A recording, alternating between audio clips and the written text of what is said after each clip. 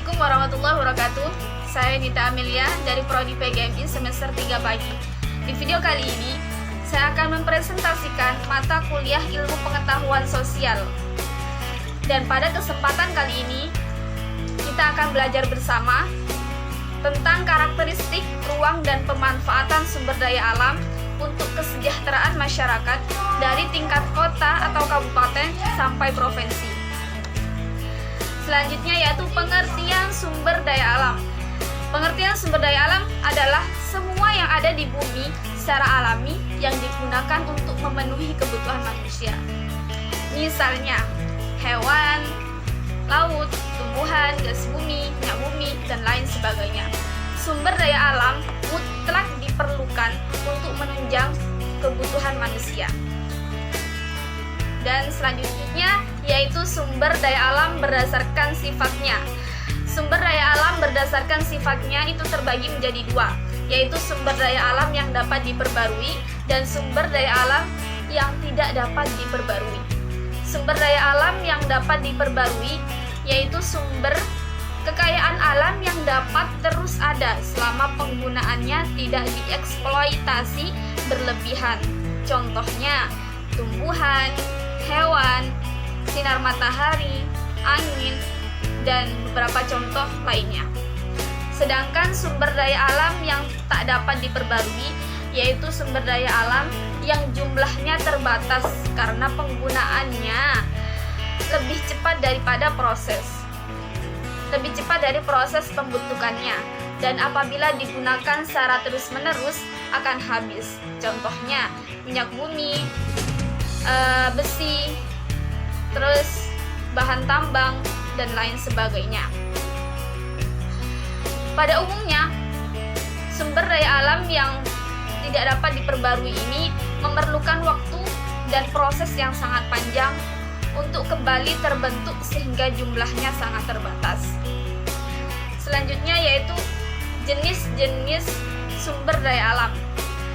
Jenis sumber daya alam terbagi menjadi dua juga, yaitu sumber daya alam hayati dan sumber daya alam non-hayati.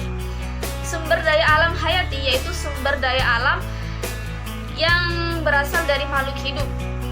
Contohnya, tumbuhan, hewan, dan sumber daya alam hayati ini umumnya dimanfaatkan sebagai bahan pangan, sandang, dan peralatan rumah tangga, dan lain sebagainya.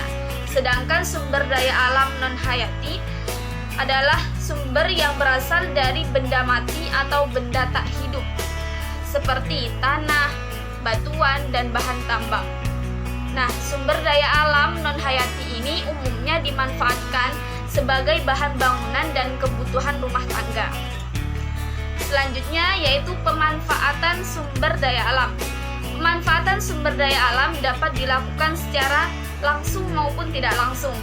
Pemanfaatan langsung adalah sumber daya alam yang dinikmati atau dikonsumsi langsung secara melalui proses pengolahan yang relatif atau singkat, atau disebut juga dengan pengolahan yang menggunakan alat sederhana, semisal dengan hasil tumbuhan, hasil peternakan, dan lain sebagainya.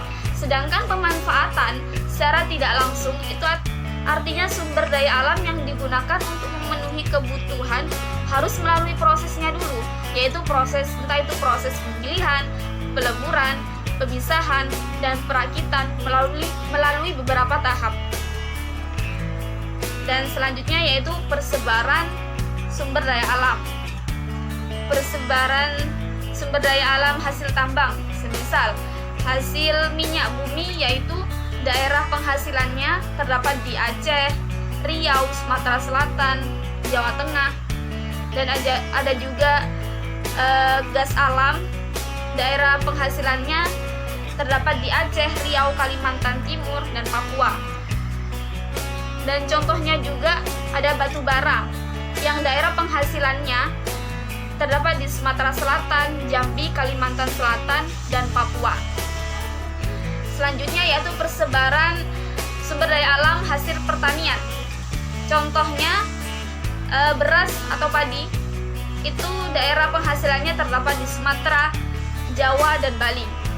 Kemudian ada juga jagung yang daerah penghasilannya terdapat di Aceh, Bengkulu, Lampung, Bali, Kalimantan Selatan. Ada juga aren yang daerah penghasilannya terdapat di Sumatera Barat, Bengkulu, dan Kalimantan Timur. Selanjutnya yaitu pelestarian sumber daya alam. Pelestarian sumber daya alam ini tersusun menjadi 4, yaitu pelestarian tanah, pelestarian air, pelestarian hutan, dan pelestarian barang. Jadi pada dasarnya alam di sini memiliki sifat yang beraneka ragam. Namun serasi dan seimbang. Oleh karena itu, kita sebagai penduduk bumi harus mampu melestarikan dan melindungi sumber daya alam agar tetap terjaga kelestariannya. Dan juga kita harus mampu bersyukur atas semua sumber daya alam yang melimpah di negara kita, dengan tetap memanfaatkan dan melestarikannya agar tetap terjaga kelestariannya. Dan presentasi dari saya, apabila ada salah kata atau tutur kata yang kurang baik atau penjelasan yang kurang memahamkan, saya mohon maaf yang sebesar-besarnya. Semoga bermanfaat. Wassalamualaikum warahmatullahi wabarakatuh. Bye.